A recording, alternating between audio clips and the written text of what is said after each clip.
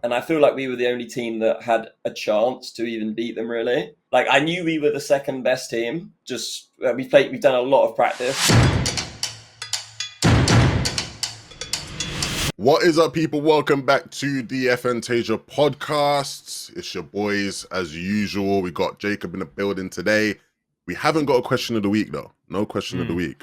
But we got a new game segment for you guys. We got some fun stuff coming. So we got a top 5 game. Essentially, I got a question that my lovely friends here on the podcast are gonna have to answer, and they're gonna give their top 5, and you'll get a point for each correct answer you get within that top 5. Make sense? Everyone? Yeah, makes sense. Yeah, makes perfect sense. All right, let's do this. So the question this week is, which countries have the highest earnings in Fortnite? Which countries have the highest earnings in Fortnite? Guys, type your answers out to Quartz. You're not going to have long to give your answers in. So get your top 5 in quickly. I'm talking like within the next 30 seconds. You got to. Okay. You want the order as well, or oh man, try do the order. Yeah, try do the order. Yeah. Oh man, I'm definitely wrong. So you know, I got negative points coming up. I don't even know how that's possible.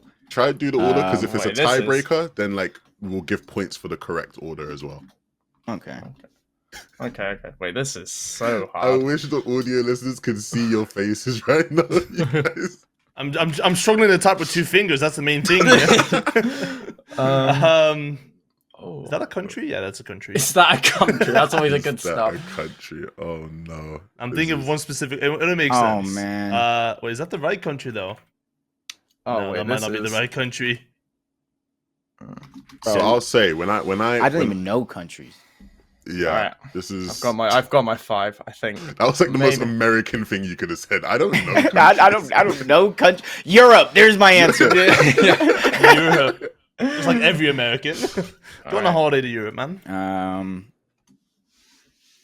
Okay. You guys got your answers in? I just got one more, but it's not really gonna matter. Okay, I've got my answers in. Okay, you gotta get that in. Boop, you got your answers locked? Okay. Yeah, I got locked. Sent it to Just got already. it. Locked. Okay, cool. So producer Quartz hopefully has already put them in or is putting them in. I don't know how long he's gonna need to do that.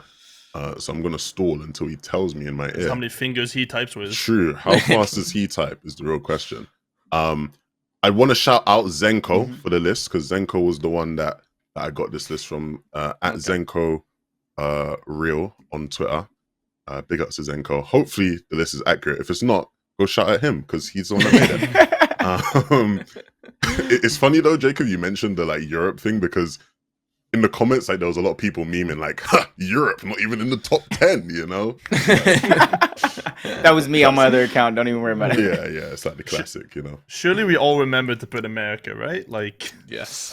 Surely all of us remember that America is a country, not okay, well let's see. I want to know what you guys put in. Quartz, have you put them in? Do we have the answer slotted in? If we do, then let's get them up. Who locked first? Was it Harry? Did Harry lock first? Oh, Boop's clear. Boop. Come on, guys. There was never any doubt. There was never any doubt. I actually can't hear Quartz if you're talking. You guys apparently can. Yes, he is talking. Okay. Boop. What was your top 5? So my top 5 was first America, because they have their own region for FNCSs. Germany, the UK, France, and then Russia. I kind of regret Russia now, because I think they're probably higher, but yeah, those are my top 5. I forgot Russia. I completely the whole country? Who was next? I forgot one. Who was next? Who locked next? Just looking at this list just makes me not want to be here anymore. All right, let's go. go. God list? Harry, what was your top 5? All right, so I went first America, then I had Denmark, Germany, Canada, and France. Okay, interesting. No UK in there. Interesting. No, I was thinking it was going to be Canada. I was going to do UK maybe instead of France, but there's a lot. There's no view anyways. I just went off the top, Poland, and then I went NA, Russia, Portugal. I just threw that one in there just for the fun of it, and then Germany. Portugal's crazy. But I just name 2 Portuguese players right now, Jacob. We'll go to a quick commercial break, and when we're back, we'll get 2 Portuguese players. Oh no! I actually think there's only 2 I can name. Kiko and Slender. Yeah, Kiko and Slender. A million each, right? A million each. Yeah, I think 2 million each. Yeah. Okay. All right. Well, before so I think, do we have the reveal ready, Courts? I'm ready for the reveal. I'm gonna read the top 10 out, and then the top 5 will show on screen, I think. So in 10th place is Australia. I was. Big up to Respect Australia. them. Honestly, forgot that was a region. Big up to Australia. Yeah. In 9th place was Sweden. Yeah. 8th place, Poland. Oh. Poland was in 8th. That Who was had my Poland number on one this? too. That was I your had number number one, one on there. Yeah. Poland in 8th. Germany in 7th. No. Yeah, a bit too. I thought Germany would have been higher as myself. thought- Yeah, There's I so put many him German fifth. players. Yeah. I put him 5th. With that ping, it's disrespectful almost to be that low. Like that's not reason. Like, come on, what are you doing? Jesus. 6th place was Brazil. I was gonna put Brazil as well. Brazil They have was their up own region. It would have been Yeah, a better exactly. guess They than have their own Portugal. region, Yeah. Yeah. So now the top 5. Or the Russia. actual top 5. 5th place, Denmark. Come on. Denmark We'll take and that. We'll Vim. take that. Come on. I'm Thomas pretty AC sure carried it. when we look at like when you compare population like to all of the other like countries, Denmark is just clear. Like they have Yeah, like it's insane. it's insane. Like they are by far the best country for Fortnite. When you look at it that way.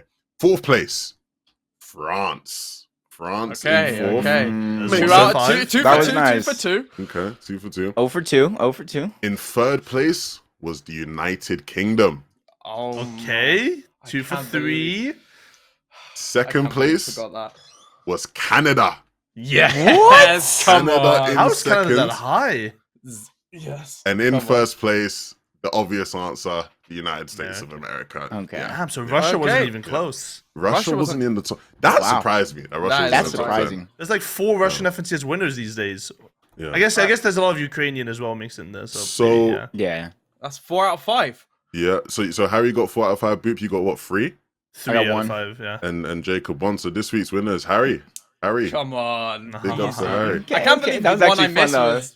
How did you I miss the UK? I was thinking Your back, shirt, bud. I was thinking back to World Cup, like who did the best in World Cup. That's what I was Yeah. thinking during then. That's why, but I completely forgot about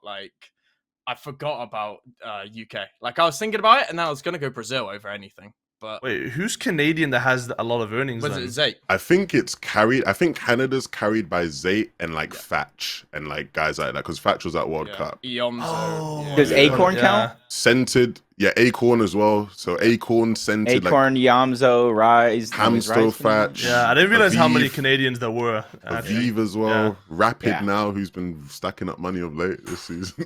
But Yeah. yeah, basically, Canada have like a lot of guys who have made a lot of money. I guess World Cup carries that a lot, yeah. Yeah, for sure. Old Yeah. days carry that. hmm No, Russia really. Russia and Germany Yeah. were the ones that shocked me the most. When Russia came up, when Booty said Russia, I was for sure they were top 5. Yeah. Like I was. Yeah. So I really certain. thought. Maybe really it counts thought. earnings not taken away from them as well. Like, you know, Maybe. So minus it's on 300k at technicality. least. Yeah, yeah. Yeah, if Russia actually got the earnings they were supposed to have had from First some place, for wins, sure. then yeah, who knows? It's gotta be. Top 5. Yeah. Well, welcome back to another episode. As we said, Resub's not here today because we just didn't want. We were tired of Resub. You know, we was getting a bit tired of him. We have obviously another episode where there's been no Fortnite events the past week, which is great. But we do still have some things to talk about. We had the EWC qualifiers this weekend. We had some updates to the game, and we all like to waffle about Fortnite, so we always find some things to talk about. Again, big ups to everyone who's been showing some support of late. Appreciate all the people, subbing to the channel, leaving reviews, high ratings on audio platforms. It does not go unnoticed. With that being said, please do more. Keep subbing. Lock in. Right? Like, just Yeah, in more there. subs. right? Like more. Like, why are you not subbing? Like, why are you listening right now and you're just not subbed? Doesn't make any sense. Makes us feel better as well. Bigger number, better person. So just like at the end of the day, just more subs, more likes. Why not? Like, Yeah, if just you don't think of get. Oh, go No, ahead. so think of it this way: every sub helps me grow at least half an inch, and just make me the size 11. That's all I ask. There you go. I don't think there's that many subs Yeah. possible, man. Come 1 on. million subs and then we're there. So, Yeah. I mean, Oh man, does anyone in the Fortnite com have 1 mil subs? That's not like clicks or like mongrel or some shit. Savage. Oh Savage. yeah, Nah, that's not got yeah. him. Got him. For the people watching on YouTube, as you can see, it's very tribal today. We got Harry and myself rocking the England jerseys, and then we got Boot rocking. I don't know what the hell that is. The OG Van Basten Netherlands football shirt, because we have, great historical football players, and that history's being written tomorrow as well. What do you guys have Beckham? You say tomorrow. The day they're listening to this will be the day of the match. Yeah. I just ruined the. I don't know much about all this, but I'm going for Spain. I just figured out a lot of my bloodline is actually Spain, and I bet against them on Germany, and they made me pay. And then I learned right there, don't bet against your people. Don't bet against your people, and I got Spain winning it all. Now. Well, you're lucky. Spain have looked like the best team in the Euros, so.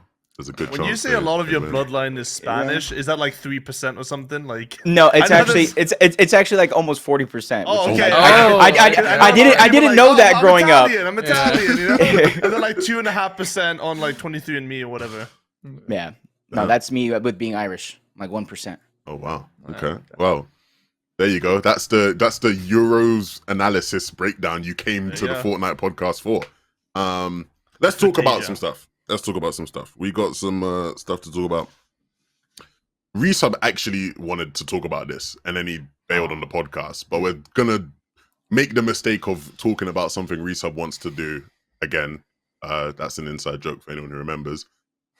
Is the break between FNCS qualifiers and the semifinals going to hurt the viewership for FNCS? Well, as someone who said that like having a break was nice, I'd like to retract that statement.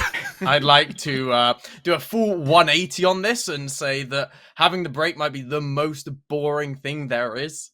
Like it completely ruins all of the hype you have towards teams, the storylines you're building throughout the weeks, and it's like there's a bigger gap between the FNCS weeks than there were FNCS qualifiers. Yeah. So it's actually it's like we're just starting FNCS again. And it just feels so weird. It feels like it's just I don't know. It just feels like it's like a brand new tournament and we have nothing to go off, really. Why does this one feel so much worse than last year's, though? Like, what's the difference? I think it's because... Was it the same length last year?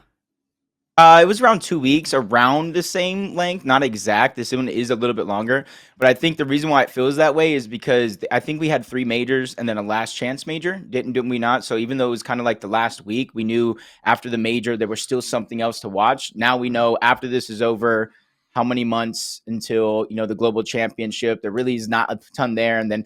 I kind of agree. It's kind of hurting the viewership simply because like when you go into some of these FNCSs, if you're watching Ozzy, if you're watching Savage, or even watching Boo, people are like, I didn't know FNCS started yet. Okay, so now take that into account, the 2 weeks, and then now it's over, and then it's starting back up again, which is great. But where's the promotion for the finals, the semifinals, and stuff like that? So I might be wrong, but I think last year in the break, was it not the Gamers 8 event? Maybe.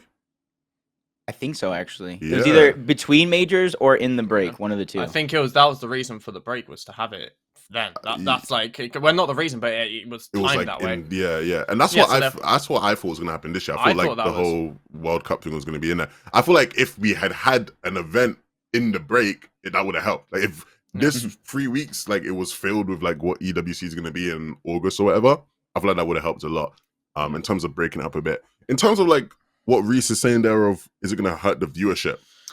I think potentially, like 100%. I don't think the viewership was amazing during calls. I can't remember. I didn't look at anyone's viewers that much. So I'm not sure how good viewership was. I don't know. Boop, did you look at your viewers? Were they? I don't. I mean, like I said, I never look at viewers, but I look at like predictions and then other people in comparison. I don't think it was great. It always happens towards the third and last major of every season. Obviously, it's the second major thing we've had before. But I think at some point people just kind of get sick of it, and then it's like, okay, let's get to the global championships. Let's get to that point yet. I definitely don't think this is the correct season to potentially have this discussion, because it's a bunch of things compounding with a horrible meta that no one really liked watching, a horrible meta that no one really liked playing, a bunch of slightly questionable decisions, and then adding a reload mode on top of that where everyone's going to be playing that as well, and then you've got this insanely empty feeling time of the year, which Whether or not it's going to kill the viewership, I think probably, in my opinion, will. Yeah. I was going to say, Yeah. add on to your point, I think the biggest thing that you said, Jacob, was there's nothing else for the average player to play anymore, right? You know, you think about it, right? You have your 3 FNCSs, and then there was the last chance major last season, as you said, right? And it's like, oh, we keep still playing. We're going to watch people play scrims. We want to get better, you know, and people are going to keep scrimming. For most players, it's like, well, what do we do now? There's still solo cash cups. There's still 5 solo cash cups and like 4 duo cash cups left for the season. But realistically, is that what people actually play Fortnite for? In my opinion, it's to, you know, first of all, it's to compete openly, but also the FNCS, that feeling of playing an FNCS and having the chance to qualify to grand finals. And for most people's FNCS to be done 6 months before the end of the year is insane to me. And I think that it's a wrong way of going about it, because I know they want the structure and the consistency about the competitive schedule, right? But I feel like for the average player, it's you get to June and it's like, well, what's the point in playing anymore? I have no huge tournaments to compete for. There's no chance of even qualifying to like a heats or a grand finals or anything like that, or even the third-party LANs. Like last year, we talked about, we had the World Cup, obviously, but also we had the Red Bull LAN. You know, the Red Bull LAN, which was something which is really good for competitive. I felt like it was, even though the qualifiers weren't that good with a lot of teaming, but the actual LAN was itself as well. But I mean, it was still enjoyable to watch. You know, it's something extra. And having those small LANs, even if they're, you know, laggy or the qualifying isn't perfect, right? It's like still it's something extra which we need, right? Yeah. Yeah, no, I definitely think there's going to be... It's hard to compare it to, because I think more people always show up for Grands anyway, right?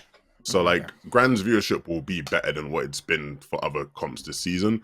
But, like, in comparison to what it could have been, had some of the compounding factors you mentioned, Boop, not been a factor, then, yeah, probably won't be that high. The thing is, what can they do in like response to it, right? Because like the excuse or like the reason why they have a 2-week break and nothing happens is because if something breaks, then they need someone on standby to fix it. And then if they have someone on standby, it's obviously they're going to be paid overtime, so it's a money sink at that point. And then I know the response of the typical casual Fortnite community is going to be like, well, they don't ban cheaters anyway. But like if the tournament breaks, you still need someone to go fix it. Usually it's Evan that fixes it and changes stuff. Shout out to him. But during the summer break, what can they do to fix it? They can't run the tournament. They drop to reload and say dip, and then they say goodbye.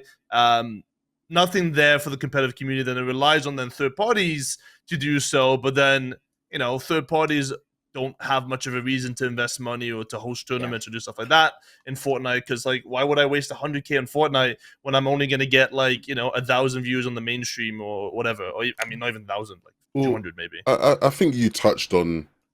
I think you touched on it right there. It's just like this time. You need this time for like something third party. If you're gonna have this time, like just do something third party. Because if we're actually looking at it, you have to look at this question in terms of viewership. In terms of like player numbers, the player numbers have been better during the break because of Reload, right? They added something to give people a reason to play the game. Maybe not specifically all comp players, even though a bunch of comp players have been enjoying playing Reload. But like, again, in a world where like EWC, for example, that LAN had happened during these 3 weeks, I don't think we're complaining as much because it's like people still have something to watch. That's true. Again, there's a lot of people who aren't interested in like the whole ESL stuff, right? But I think a lot of those people, even then, because I know Reese is one of those types of people, I think that even a lot of those people would have like watched and will probably watch the actual EWC LAN finals in Saudi or whatever. So it's like, if we had just had something to watch during this break, I think it wouldn't feel as bad. It's just like, there's nothing to watch in Fortnite. Yeah. Like, what is there been to watch in the last 3 weeks? It's been really dire in that sense. The issue with that though is that Epic doesn't support third parties as much, right? Like obviously if you want to host $1 million LAN, obviously if you want to host like $1 million LAN, Epic's gonna have to approve it. But like if Epic was like, you know what? In the breaks that we have, and they have 2 breaks, right? They have summer break and they have winter break. In those break, we're partnering with ESL. They're going to run the third-party tournament circuit for us. Here it is in-game, maybe not that far because obviously there's probably a lot of money transferred in that point. But like, they have then like a dedicated partner then like, yo, these guys are going to take care of it. And they have connections to that in other games like Blast, for example. Like, why not let Blast just host like a third-party tournament while Epic's on holiday and let them run it because they're running the broadcast, the FNTasia broadcast anyways. There's opportunities there for Epic to be more supportive of the third-party scene, and then help then sustain viewership and sustain player base and stuff like that, and funnel it into something that they can advocate for as well. No, Yeah. I agree. 100%. No, I just got a question is like with 10 days left, is there anything Epic and FNCS can do to bring the hype?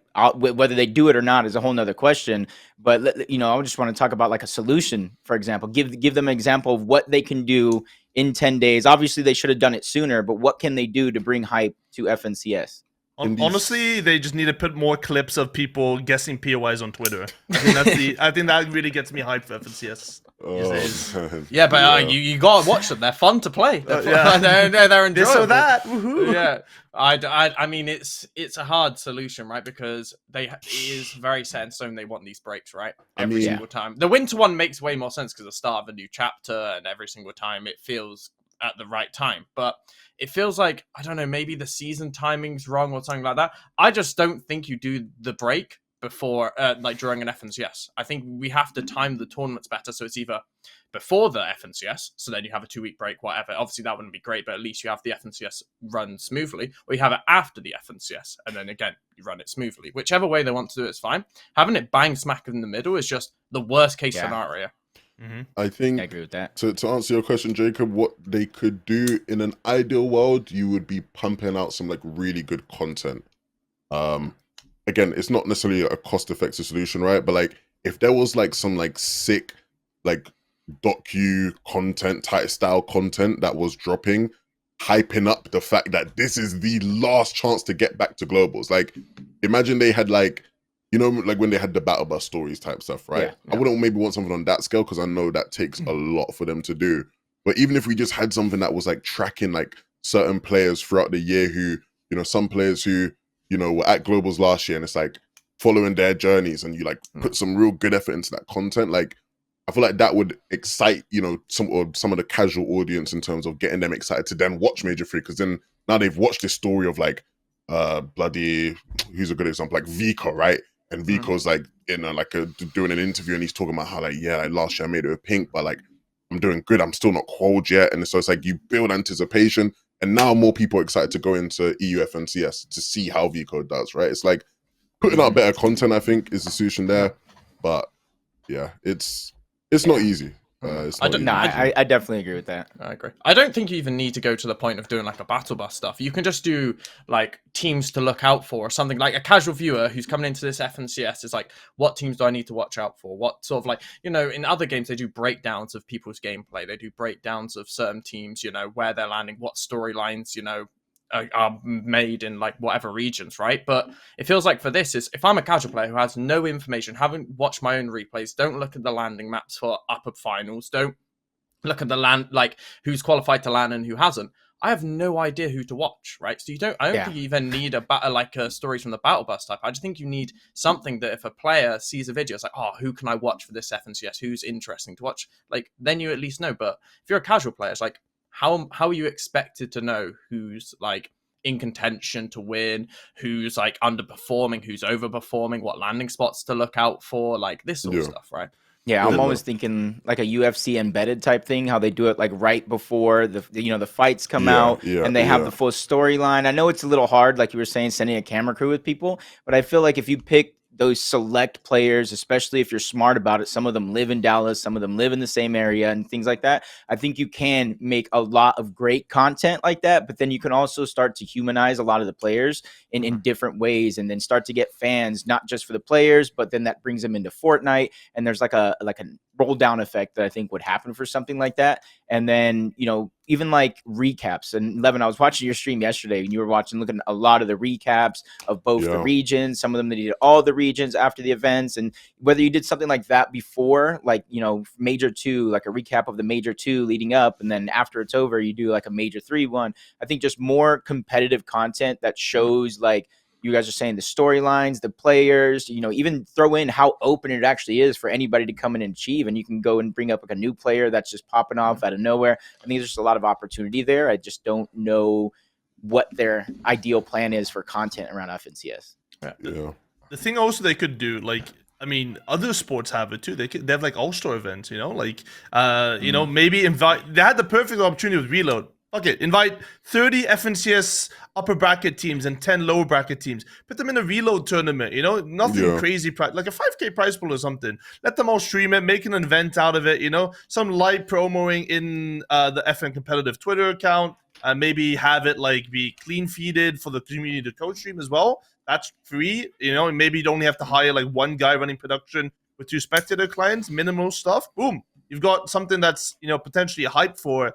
And then you do like alongside that, you do like a 1v1 tournament, like a 2v2 box fight tournament with all these pros that give them an opportunity to get their name out there, to get their personality out there as well. Like people love All-Star stuff. I never watch NBA. I never watch like ice hockey, for example. But every single time I'm on YouTube, I'd see NHL All-Star Tournament or something where like they have like a bunch of skill challenges and stuff. I watch the fuck out of it because it's fun. Yeah. You know, why not the same for Fortnite in this break? You know, we've got 2 weeks. Players would love to do it because there's a prize pool and they get to stream something and have content. That'd be a really cool idea. Nice. Like imagine I was gonna quickly say, imagine people like for that idea, you mix up the teams and you have imagine like Mongrel and Tayson are playing together again. Like imagine the hype towards that, or like bring in like even if you were like forked out a bit of cash and brought back some old players to play as well, or stuff like that, right? It's I feel like there's so much that Epic can do, which isn't just bring players to a media day, ask some questions. Like there's so many cool ideas. Like onto the point about you were saying like Jacob about like after Major 2, like a recap after Major 2. Why don't we do that weekly? What teams struggled in opens? What teams did well in like in the finals? Who's did like we wouldn't have a show then, Harry. Yeah, true. We wouldn't have a show, but I mean, like you can do like a 5-minute thing for the casual player, right? But I think to me it's a lack of trying for Epic. To me, it's like they do their things that they consistently do, which is the this or that or the guess the POI or thing like those sort of ideas. But I don't think they're really pushing the boat out to see what else could work or getting ideas from other esports or other sports. Good point. Yeah, summed up perfectly. You sort of touched on it already, Boot, but you know, you sort of wanted to talk about like the question of like, is reload the end of Fortnite? Yeah. A bit dramatics putting it that way, but I think I get what you're sort of getting at there. But yeah, did you want to like explain? Yeah, I'll go through it. So yeah, I did put in the document, is reload the end of Fortnite? It's a little bit dramatic, it's a little bit crazy, but looking at player numbers and looking at how much people are actually actively enjoying reload and comparing that to the numbers of Battle Royale, for example, you see a big discrepancy now between what people log in to play Fortnite every day with, right? And it's something that maybe Epic has made a problem with, because now that you have this game mode that's fast paced, it's quick to kill. You don't really have to play your own life, so you can just sort of jump in and get into the box and stuff. Battle Royale, I don't know if any of you have played Battle Royale since playing Reload. I doubt many of you have, but not one bit. It's boring. There's nothing to do. You land, you loot, and then if you get killed in the first 6 minutes of the game, you're like, dude, goddamn, I can't be bothered getting back into the battle bus, landing again, and then trying to loot up again just to die another 10 minutes into playing ranked, for example, right? So that the constant feeling now of missing that constant action, I think it's slightly different to like late game, because late game felt more than like creative than an actual Battle Royale, but this actively feels like a Battle Royale game. And then now in the next season or future seasons, when you have to go back to the status quo, it's gonna feel shitty in comparison, right? It's like getting a bunch of kids addicted to TikTok and then taking it away from them. That's what they've done with Reload mode potentially, and I think hopefully they don't take it away. I mean, they will though, because every season they have collaboration, they have sponsors, they have things that they want to push out, right? That makes them money on the side, like skin sales and stuff. They're not gonna have a season be dudded by Reload. Obviously before the season starts, they're gonna disable Reload for like 3 weeks. Say, oh, we're making a big update for Reload, so everyone plays Battle Royale. But then Battle Royale is gonna feel shitty. Like we're never gonna get that. We're never gonna get our first love again. No, I agree. I get that. They're definitely gonna take it out. I wonder with the sponsor thing that I was gonna say is like, do they add that sort of stuff? Because obviously reload is the OG feeling, but I wonder if the actual just being able to drop kill just like that quickly, like you play your own life, is actually more important than the actual OG feeling. Like the OG feeling is like the cherry on top, right? Because it's like the actual feeling of being able to quickly kill, as you said, like you get minis from the loot, so then you get to heal up quick. It's like having Siphon, but a little bit different, right? And I think in general, like, why don't they add the new items and the sponsored items into reload? I feel like the you say it's the end of Fortnite, but it could be the start of something different for Fortnite, right? We've had the same thing every season where it's a brand new map, a brand new chapter every single time, right? And for Epic, I know for competitive, I'm talking from a full casual side here, but it's like, what's stopping them from adding sponsored items into reload? Like the rumored Marvel update next season. Well, then you have the issue, is reload not the end of Fortnite, but the end of competitive Fortnite then, right? Because if then the new Battle Royale norm is going to be reload, I don't see how reload's a competitive mode anymore, because it takes away everything that's integral in competitive, right? Like the storyline of landing, the late games and stuff, that we just don't have it. So maybe it's the end of competitive Fortnite, the way they're making it, if that's the direction they're going to be going. Yeah, I think it could be the beginning of a change when it comes to competitive Fortnite, because I don't know if I read this, I don't know if I dreamed this, daydream, whatever it may be. I thought the future of competitive was going to be in creative or that style of environment. So in my head, this could be like the first smaller test of what the future of competitive can be. Is it going to be reload with respawns? Probably not. But are we going to get something, maybe a smaller map, less people, easier to deal with lag, easier to deal with servers and stuff like that, but it's still played to the traditional battle royale methods? I think that's a huge possibility. And reload to me is just something, you know what I mean? It's been asked for a mode like this for a while, being able to respawn. You know, Call of Duty has it and has shown a lot of success. And to me, it didn't kill their main BR mode either. So to me, this is a good addition that is going to allow them to, I think, test the waters of what the game can actually be on a competitive aspect. And then you got to think, if it's in creative, it makes it a lot easier to control the loot pools and things like that than just having it massive in a ranked or a public lobby. So I'm going to reel us in here a bit. I think what this problem has made it very clear is that they need to put effort and time into figuring out how to make Battle Royale more rewarding again. Now, the obvious one is obviously a better rank system, right? When you look back in the past, I think most people can speak for their first Fortnite experiences of you probably lost a lot of your first games. So you probably lost like your first 20 games, but it meant that first win was crazy, right? And so the benefit of reload is that, yes, it's the non-stop fast-paced action, right? And that is like its own form of like dopamine and rewarding feeling. But there does come reward in suffering if what you're suffering for feels of value, right? And so there's a lot of these people who are playing reload and enjoying reload who, given it worked and it was good and it felt rewarding, would play more BR if they were playing for something they felt was meaningful and important, right? And so, you know, it's funny, Harry, you linked me a tweet earlier from SBG about how Epic is apparently hiring a systems designer for ranked and tournaments. And whoever gets that job, they better get to work, because they got to make ranked work. Like, ranked has to be better, because otherwise what happens, like Boop said, is that they remove reload because they need to promote Battle Royale, because they put so much time and effort into Battle Royale and there's so much, you know, KPIs and shit they have to meet with it. But people just aren't satisfied.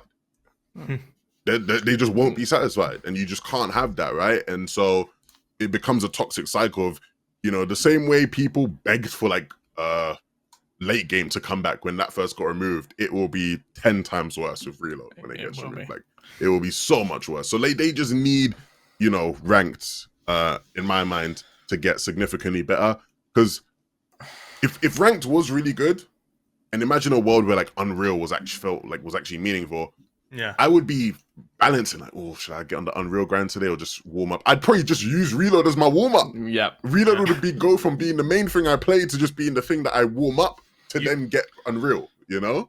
You could Yeah. compare it to something like in League of Legends they have ARAM ARAM? or Yeah. like Yeah. the Oh, other, yeah. the winter. What is the winter one? Harry probably knows. No, that is. No, that is Is ARAM. it called That is ARAM? ARAM. Oh, okay, yeah. yeah. There's arena as well. That's arena. Okay, yeah. So you could do, that's what people do to warm up when they play League of Legends, right? That's the particular kind of mode. But the thing is with that I was reading through that brief of hiring people, and I feel like I wonder what person is best suited to design a ranked system, right? Like, do you take someone that's outside of the Fortnite community that doesn't understand the Fortnite community, or do you take someone that's within the Fortnite community and understands them and then see what they can cook up? Because like we've so far in terms of like public signings, they've had Hogman and then David. I think both like within the Fortnite community prior to that. Potentially, I think they need to find someone that's maybe external to Fortnite to fix that issue because ideas external to Fortnite like Reload seem to be very successful. Things, within Fortnite, like the scrim system that they put in Fortnite just wasn't cooking, for example. So, yeah, they got a tough job. I agree. Yeah, I just I think want them to find somebody who just knows what they're doing. I don't care if it's in Fortnite, out of Fortnite, Yeah. experience building these rank systems and not just having it function loading into a match, like actually the points plus, the points negative, what goes up, what goes down, and then just have it transparent to everybody, I think is the biggest thing. And yes, they do have their work cut out for them, but I honestly feel with the changes that were made to rank now, I'm hoping the data will show making it closer to competitive is kind of the right play, and I'm hoping whoever comes in, regardless, will be able to kind of pick up off of that. Yeah, I think the 100%. important thing is that like you try things for one. Like the one thing I'll say from like my knowledge of like speaking to people from like Epic in the past and speaking to people from the comp team, there's always been a good mix of like people who play Fortnite, people who came from other games competitively. Industry, like it always surprises. Like again, like for some people this is just not important, and in the grand scheme of things, it's not important. But like the amount of people who like work on like the comp team at Epic, who are people like nobody knows about, but like you'll find out that they were like a Halo pro or some shit like back in the day. Like these are people that come from like competitive gaming experience a lot of the time. And yeah, I definitely think like more of that in terms of being able to help cook up some sort of mode or something would definitely be of value. I will say as well, I'm always quite lenient with this subject matter just because like the one thing I've quickly realized from playing other BRs is just that like there's not many BRs that have a good ranked mode. Like I don't think there's a 100%. single BR where the whole Apex. community Only Apex, but the Apex community, the amount of people I see from the Apex community that complain about their ranked is also insane. So it's like Apex I think is the best one. And I played a bunch of Apex and I felt it was definitely better than what we have in Fortnite. But even they have their complaints at a core level. So it's definitely not hard, but in Fortnite we just need to do better and try. Yeah, more. I What it think is right for now me- is just not great.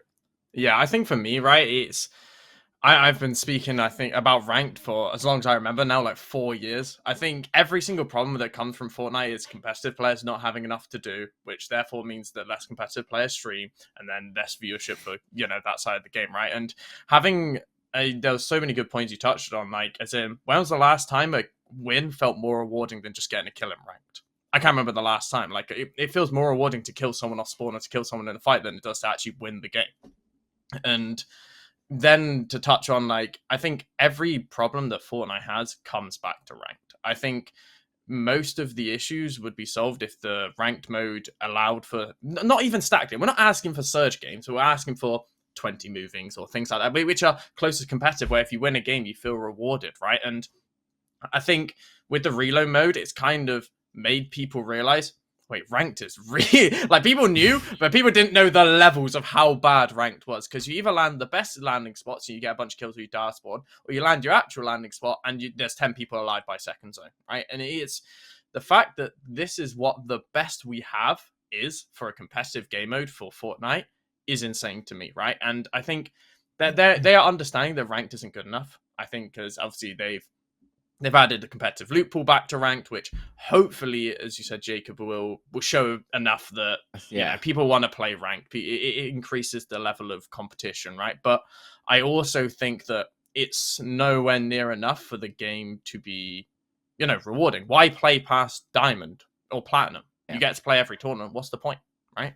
At this point, fuck it, just copy Apex. Like, we copied Call of Duty with Reload, might as well copy Apex with their rank system, see how it cooks, and then like kind of change it to make it more Fortnite friendly. Like, why not? You know, they don't have a trademark on it, as far as I know. I don't know how that works, but I would assume they wouldn't have a trademark on it. Like, there's some good things in Apex, like being able to see like how many placement points you need for the next rank and stuff. Like, stuff like that keeps people interactive. I think one of the biggest issues right now is people don't know how the hell you can rank up. You know, I can drop a 25 kill win. Okay, not me, maybe. Yeah, I was like, gonna say, you know, me and the boys can drop a 25 kill win, and then maybe I only gain 2% in platinum. You know, but if I play full late game, maybe I gain 3%. But you just don't know how it works.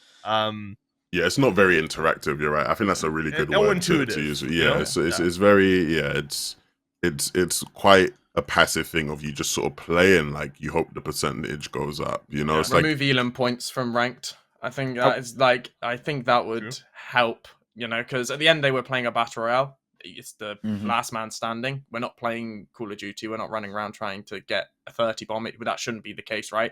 A battle royale should be when you win the game, you get the most points. When you don't win the game, you get less points, right? It shouldn't be, I got a 15 kill fifth and I got more than the person who got, I'm not saying 0 kill wins, but I think removing Elim points will allow it so people start to, and also saying it, right? Because the point you said about not knowing, it's like, if you're going to little Timmy, who's in bronze, right? He's not going to know how he's going to gain points. He's not going to realize, oh, if I get this placement with this many kills, I'll get more. It just doesn't make any form of logical sense. So I think just making it as we used to have, right? Where it was very clear, this is how you get your points. This is what you have to do. And all you have to do is change the thresholds based on how many percentage of players you want in each threshold, like Unreal being top 2K players, no matter what, having maybe an end of season Unreal only tournament so that, you know, people want to stay in Unreal because people want to be able to play tournaments. And any sort of ideas like this will allow for people to play ranked more, the high level games to be more competitive and the lower level games to be more competitive because they have to play towards placement. I like that. I liked what you said, especially about like Unreal having like max amount of players. You know, like League of Legends Challenger tier, only 500, and it's based off of your points. You know what I mean? So once you're 501, you know, you already know you're Challenger, but you just don't have the points to go up. I think something like that from Fortnite would actually be really, really good. It forces those people that care a lot at leaderboard, but then also an in-game leaderboard. As far as I know, the only way I could look at rankings is going on the internet. And you got to imagine, if you're a console player, you don't have a phone, you don't have a computer, I don't know what rank I am, but that's my goal as a console player, to be number one. I think something like that, and then a reward based off of where you finish, you know, V-Bucks, exclusive cosmetic items, a black bling, and something. I think that, you know, somebody that's just getting into competitive, they're good at the game, but they don't really watch or play FNCS. That would kind of be that first introduction of them competing for something, and they don't even know it because they just want the skin. They just want the top spot.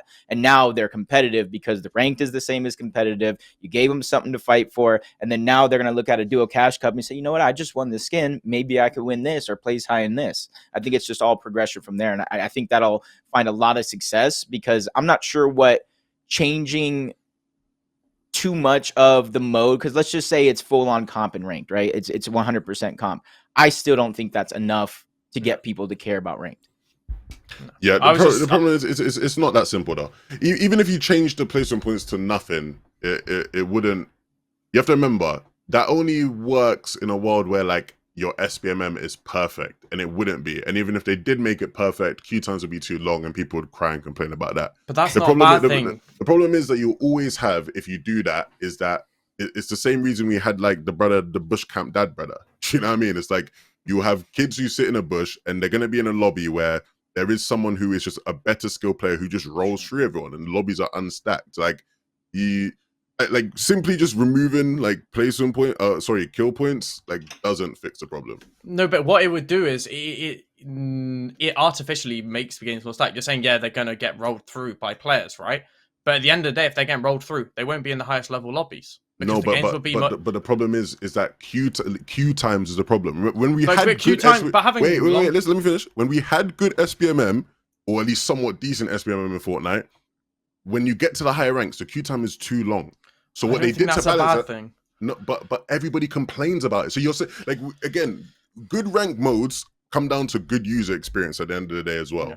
And when all the people at the top are complaining that they can't get games and they can't play games of any sort of decent level of ease because they have to wait half an hour to get a queue. People are going to complain, and what they've done in the past when people complain, they've tried to relax that. You relax that a bit, now games are less stacked. Like it's a hard balance to strike. Just removing kill points is not going to fix the problem. It's Yeah, so as simple, much- though. It's so To simple me, because as- all the okay. and Okay. it's so simple though because they've said multiple times, "Yo, we're gonna add a way for you to play Fortnite while waiting in queues." They even have the functionality to play creative during downtime. If they just add a way for you to play pubs or creative or anything while you're in queue, I'm set. You know, I don't mind cranking 90s for 30 minutes if I get into a stat game afterwards. You know, or I don't mind queuing up into a scrim while I'm waiting for rank to start, for example. You know, like why would I not get into a zone rule scrim real quick for like 20 minutes and play that out while I'm waiting for the actual rank game to start? Like, there's so much possibility for that. And also, you go first, Jacob. I would say, what would be your max queue time for something like this? And just using League as an example, these guys are only searching for 10 players in a lobby, and they're there for 30, 40 to 50 minutes. Okay, now in Fortnite, we're searching for 100 people of similar rank. And granted, there is a little bit more of a player base, but still, League of Legends is still one of the most played games in the world. And still, 10 people in a lobby at a high rank takes 30 to 40 minutes. So let's just say Fortnite, you know what I mean, 100 people. Are you willing to wait an hour for your stack lobby? Like, what is the max amount of time you're willing to wait? Exactly. So if you're trying to do something like that, you're going to have to take that into account. And then what is the rank that gets into that lobby? Unreal to Plat, Unreal to Diamond. And then it just ends up being the same thing. But my point, Levin, quickly was like, yes, just removing Elam points isn't going to be the solution. But you add all the things on top that we've talked about, right? You know, being able to play in queue times. If you're waiting 30 minutes to game, are you going to land the best landing spot? Or are you going to actually play the game out fully and try your best? If there's also an Unreal tournament you can qualify to or something like that, you're more likely going to take it seriously because you know that you've waited 30 minutes, you've, sat in creative, and you know this game means more. So you're going to end up trying a lot more, right? And Again, I think these things sound... These things are better. If you add all those things, it's definitely better than what we have now. I'm not denying that. But I think they sound a lot better than they are in practice. And I look at the FNCS qualifier we just had, where we had a tournament where you had top 2,000 people qualifying into a round. And yet it was what we're talking about now, where Fortnite, with the amount of people you have in a lobby, the how good SPMM would have to be for you to stop a situation where people who are good enough to roll through the lobby isn't happening every single game. To me, it's not that it's impossible, but it's very unlikely. It's very hard agree. to get to that spot. I agree, but also FNCS, the average lobby around top 10k to 2k, the people who were close to qualifying, were stacked. They were stacked games. The games that weren't stacked were when it's from top 2,000 to top 1,000, because surprisingly, it's very easy to qualify in that round. But if you're going from top, I don't know the player count, it was like 150, 200,000, whatever, to top, whatever. So on EU, it would be like 100,000, right? To top 2,000. The games, there's going to be so many games which are going to be stacked because of the fact that they're close to qualifying. So obviously, games lower down aren't going to be as close to qualifying. They're close to qualifying. They're playing in a tournament. They're close to qualifying. Yeah, tournaments will never be the same as a ranked mode. They're not in any game. No, of course not. I'm not expecting so that to be the quality case. is always going to be lower. And even in tournaments, you still get those games. Like, the range is going to be more. We're talking about a tournament here versus like a rank mode that anybody can queue up to. It's going to always be more than that. I don't disagree with that. But the thing is right now, it's not even comparable. It's like we're playing a different game ranked to tournaments. It's not even close at this point in time. 100%. That's why I'm saying, like, if you add something for Unreal tournaments, not just the rank up. If you play ranked on a ranked cup day, you get 15 movings. Yeah, that is what you get. If you get 15 to 20, that is what you get. What ranked games are you playing with 15 movings? It's stats. Like this is what happens on, and this is ranked cups, by the way, for platinum, diamond, like whatever ranked cups. This isn't with money. This isn't Unreal tournaments. This is if you have the players who are in Unreal and they have to qualify to an Unreal tournament at the end of the season. Every single day there are going to be, obviously there's going to be anomalies. There can be games which are dead, of course, but you want the average, the generic lobby to not be finished before the first 50-50 zone closes, and that to me is completely unacceptable. Honestly, I think like looking at what you guys are saying, I think that there is a system that would work, and we've had it before, and it was like the Elite Cup system, right? Yeah. To some extent, those Elite Cup systems were like miniature ranked prerequisites in order to qualify for the FNCS. Now, if you put that even further, let's say at the start of every season, there's like a 3-week, preseason, whatever, like a ranked season before tournament starts, and in those 3 weeks, the top 1,000 people get to play Elite Cups, the top 2,000 people get to play Challenger Cups, and the top 5,000 people get to play whatever cup, right? And then you'd have this big gap of people that they'd be able to qualify for bigger tournaments, and they have an incentive. Then now everyone has like a common goal now to make it into those ranked, into those top ranks and stuff, and then they get invited to better tournaments in the future. Just integrating the rank system with the competitive system is the best way to do it. The issue is, though, is they've had that mentality of, pubs and ranked have to be the same. Therefore, ranked can't be a funnel into the competitive system because it's not meant to be. It's not meant to be similar to competitive anymore. So now that they've changed that way of thinking with adding, ranked loot pools now being competitive loot pools, maybe we have a future now of some sort of ranked mode that integrates well into the whole path of the FNCS. Yeah, that to me is more important than just changing kill points on whatever. Like I don't that was the crux of what I was saying, because Harry goes on about changing kill points a lot, and I don't think that helps the problem alone. Like you need not alone, integration. Of course not. Yeah, but that's what you said. That's what I'm going. No, but I was saying I was going off what you said. No, but that. I'm going off what you said. I said a lot of other things. We've had this conversation off stream a lot of times, and that's the one thing you always hold on to about because kill points. in the average game, artificially, if you had little Timmy who knew that getting no kill points, but the problem's not little Timmy with ranked. The problem with ranked has never been little Timmy. It's not little Timmy. Little Timmy is not the problem with ranked. There is a lot of little if ranked was only filled with little Timmy, it would be stacked, because little Timmys are camping in bushes and shit, bro. Like it would be stacked. Little Timmys are the scared kids who don't want to fight. The problem with ranked is never been little Timmys. Anyway, Boot made a great point. Mom and dad are fighting. Boot makes a great point. The integration has to be better, and I think this is a great change. Did we actually see? Can we check? Like, what have the numbers of ranked been like significantly better since they made the change? And I hope so, because if the numbers aren't better, then they're gonna revert that shit. Well, to me, it's hard because Twitter is literally a minute, and when I tell you it's very, very small. So how many people that have just been spamming reload day in and day out even know there's changes to ranked? The thing is, I made a tweet because I understand how not how companies will, but I understand Epic's way of thinking, right? Like, this is a test period. They said in their tweet, this is a test period. And I made a tweet. With ranked and pub loot now being split, we have a legitimate chance of Siphon returning. And I had to push Siphon in there because, people love talking about Siphon. But it might be the time for the competitive community to come together and make this a positive test for ranked by having it have a higher player count. Remember, prize pools are also based off the ranked player pool.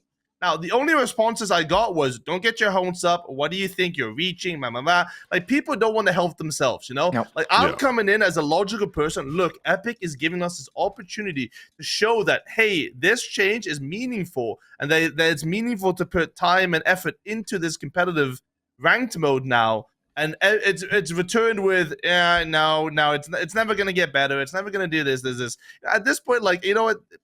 They can make their own the burial or whatever. Like, it's their funeral for that. Like, I give up on that. That frustrates me a lot, because a lot of those people, it's like, take the hint. Like, I'm not gonna say much more. Wink, wink. Yeah.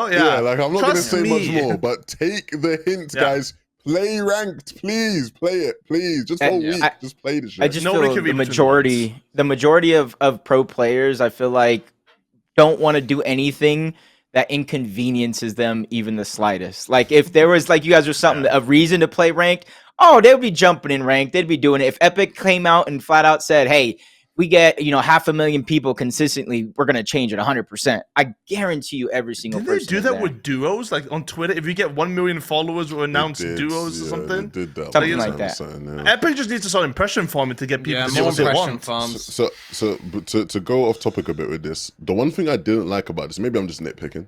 Maybe this is nitpicking.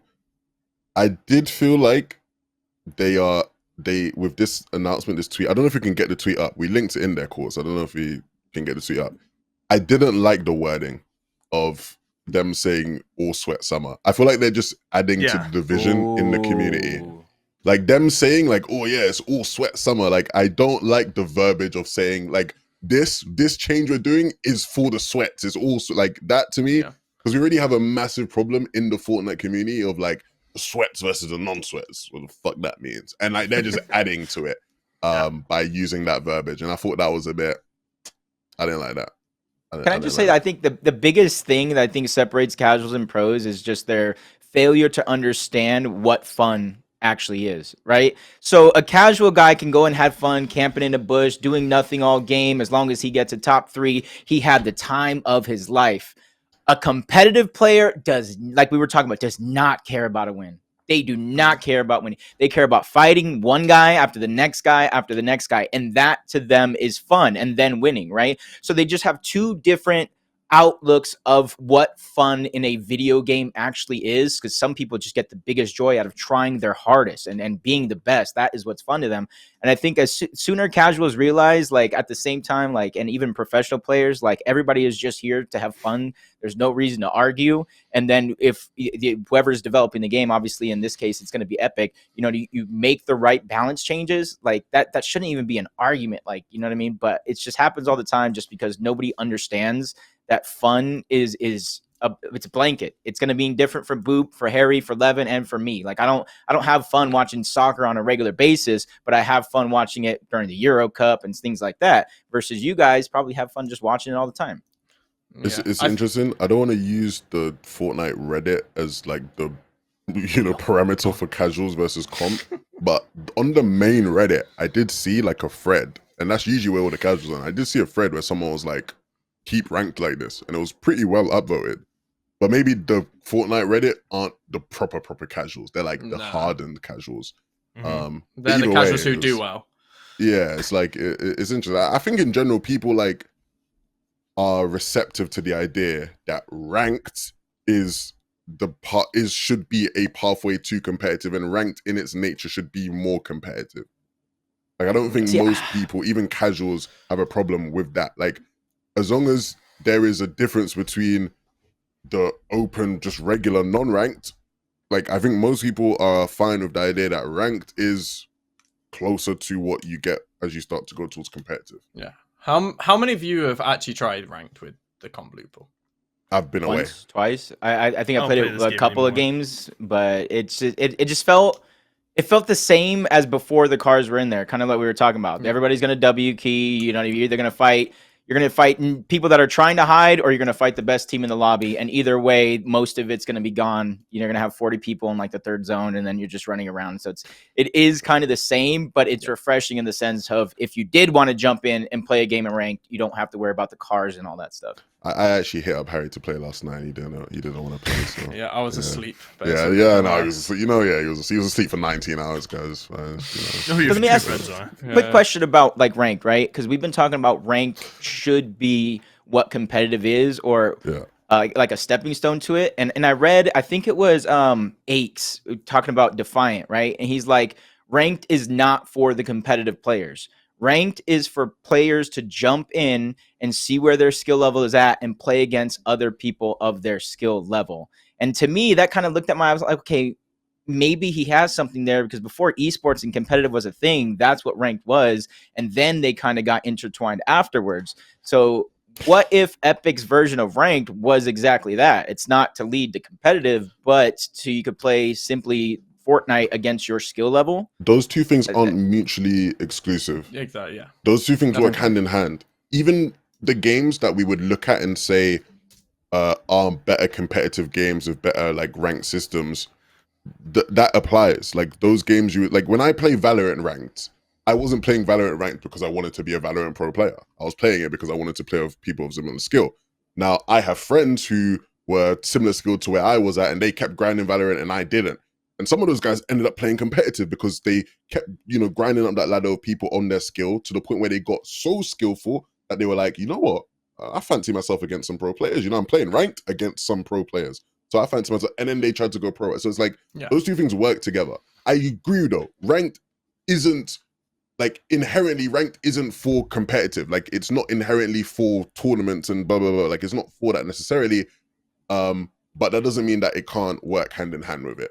No, exactly. I was gonna say it's like right now this isn't even a bridge from casual to competitive, which I feel like that's what ranked is. Obviously, we're not expecting it to be tournament games, but at the end of the day, we're also expecting it that if you're a pub player and you're like, I want something a little bit more, something a bit harder, you're going into ranked and you're getting that, right? But I don't feel like that's maybe you do get harder players to fight against, but it's not really enough in my opinion. So I think it's linked to like a good point you made earlier when we were talking about like improving ranked, right? Where you mentioned how like ranked games aren't stacked enough in like end games, right? Yeah. And like when we look at competitive Fortnite, like the beauty of competitive Fortnite, the ability to get through a stacked end game is like impressive. Like that's like a challenge.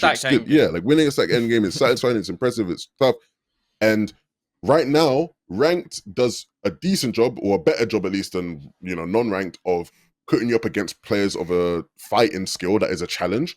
But in terms of challenging you, the game itself in like a stacked game, it doesn't do that. We need it to do both. We need it so that you're fighting people that are harder to fight, but after you fight those people, it's not just nothing else to do now. It's after you fight those people, it's also, okay, I need to get through this really stacked end game to try and win the game as well. Like it has to do both. Yeah, I mean, at the end of the day, this whole topic comes back to Epic just needs to do better with ranked. There's so many things you can do, so many different ideas. And just try new shit, Yeah, exactly. Try it, like shit, man. We have all the resources in the world. We have money. I mean, they have money. Like, just try it. Bro's talking for himself. I don't know, Booth got that money, man. But it's just, to me, it feels like at the moment ranked is about the ranked is about as shit as it could be. Do anything. And you might try it. Like for next season, try something new. Try and like they tried the scrim thing and then they just gave up and trying anything. Yeah, it's just like they thought, this one was gonna. What was the name of it? It had like a cool name as well. It was. I remember. It had. Do you know what? So I remember with that thing. I don't actually remember what happened. I'm gonna message the person at Epic who was in charge of that and find out. But I remember the results of that. The problem with that thing, whatever it was called. What was it? It was an E, I think it was like Alicia. I don't know. Something. But basically, I remember the top pros who were like streaming it and like people showing it off were like, this is pretty whack. Like it's not really that great. But I remember being told that at the lower level, like not the top pros and lobbies with the best players in the world, the games were stacked. Like it was like scrim level games or like tournament level games. So like, I feel like they maybe found something there, but it just wasn't quite what they were looking for. But that's better than what we've got now. Like, but exactly, that's what I'm saying. Like, why didn't we then just keep going and keep trying more stuff and keep trying to just get better with it? I don't know, man. Yeah, refine it, man. I don't know, but yeah, we need more stuff like that. Speaking of changes and Epic doing things, they added Crash Pad Juniors. They just added that back, which will last season basically now again, or what? I mean, it's a weird one because I saw a tweet from someone, right? You know when they addressed the Nitro Fist, you know they recently, the Fortnite status account recently was like, hey, we just want to let you guys know for transparency, we didn't add Nitro Fist back because we didn't want to interrupt the meta too much. I mean, filthy liars. I mean, you're breaking my heart here. You're really breaking my heart. It's not interrupting because we've had it before, so they already know. It's a continuation of last season. True. No, that's a good point. This is. Does it drastically change comp? Yes. You guys? Yes. Okay. 100%. And I'll show you why, because I had a clip I wanted to show. Let's play the clip, quotes. This is one of my favorite clips from FNCS last season. Oh yeah, Thomas HD. HD. I don't know how many of you remember this. There was a clip of Thomas HD in Grand, and he just crash pad bombs on someone's head and like 1v2s them. Like the shit was ridiculous. Fizz are still in the game, so you can pair this with Fizz and just like the team like that you do it on like has like no audio of you until like the very last second.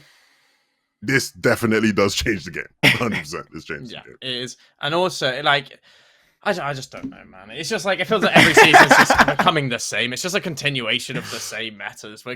What's gonna happen is maybe Nitros will end up getting nerfed again, or something will happen, and we'll just end up with the exact same meta. This was a season 1 meta, right? Yeah, season 1. Okay, I was gonna. Yeah. Do you think anyone carries? I guess you. Off the top of my head, I feel like you carry crash pads over Nitro now, right? Like Nitro, good mid game, but one Fizz crash pad gets you super far as well. It Yeah. just depends on the It's type of less playstyle you play. controlled. It's less Yeah, it's less controlled for though. sure. But like in late games, I guess it's harder. I remember late games with crash pads were kind of hard to set up most of the times. You had the cool the crash pad tricks for like half and half rotates, but actual late games, no one was actually using crash pads. So I guess you're just investing another inventory slot now to carrying crash pads and nitros, and then your fizz. The only thing I remember from that season with crash pads was Redoxy and Trippin every endgame carrying crash pads and fizz and taking height every single game. They would play. It could be like third. It could be like third low. It could be like basically towards the low ground, right? And they would just get to the edge of zone, go in storm one box, crash pad fizz, and they're on height. And I saw that every single game from them. So all we're gonna see, I feel like in upper bracket, which towards upper bracket and lower bracket, height was looking pretty good, right? With fist getting removed, it's a lot harder to take. You have the nitros, but it's nowhere near as easy. Now it's just going to be, oh, I got grief because this team had crash pads and crash pad and fizz, and now they're on height. It's like, I just feel like height is going to be completely grief, and it's nice in some way that we're going to have a meta where half the teams are going to take nitros and half the teams I think are going to take crash pads. But at the same time, it's boring because it's an item we've already had 2 seasons ago. But yeah, I mean, someone just lost an FNCS basically. Basically, that's all I know. Or they just lost the qualification spot to globals. I was thinking qualification to Grands. We have reboot rounds to qualify to Grands. Obviously, you're going to amount of teams who are going to crash pad onto height, right? So yeah, especially in the last couple of games where it's like it's that or you're going next anyway. Exactly. It'll be fun to watch. To play, I'm not as sure, but at least it'll be fun to watch. And it's also a new item that people that can fly infinitely into the sky can now be used to do that again. So solar cash cups are cooked also now again. So yeah. Oh man, shout out to Fortnite, man. Crash Red Juniors are back. We'll see how that impacts the game. Future's bright. Future is definitely bright. We're not gonna do hot takes of the week this week. No. EWC online qualifiers wrapped up. We had the remaining teams qualified in the online closed qualifiers over the course of the weekend. My lovely friends Boop and Jacob did some amazing coverage of it over the course of the weekend. We've known the teams now. In EU, we had VBBX, which is a team of XWeez, Bloomy, Vox and Vortexers. Vortexers, shout out to those brothers. And we had Gaming Gladiators. I'm not gonna remember these rosters. Vanya, Howley, Nefrizzi, Synod. Yep. Perfect. On the NA side of things, we had Exet and Dignitas make it through, I believe. And then we had a bunch of the other ones from some of the other regions as well make it through. Unimportant. Not that important, but we will talk about them. I did want to know your general thoughts, guys, because obviously you guys covered the qualifiers, on stream and watched a lot of the games directly, casting it and shit. Like, how was that for you? Let's go first with EU. Yeah, go ahead. So EU, like it was very obvious from the start for EU that there was one team that was making it through, and it was the Gaming Gladiators. Everyone said they were the best. Even the coach of like Twisted BloodX said that they were the best by far. Although his way of saying they were the best was for other reasons than being the best, of course, because they were very good at ESL, but that remains to be seen at the LAN. Other than that, it was mainly for me the excitement of seeing Bloomy qualify and trying to see him succeed, because he's 25 years old. Like, this is his FNCS. The main ones, it's kind of hard to qualify to, but like ESL and EWC, that was his FNCS pretty much. So it was exciting to see him show up and do well pretty much. Overall, online viewing for that tournament was not the same as the LAN. Like, it was less hype.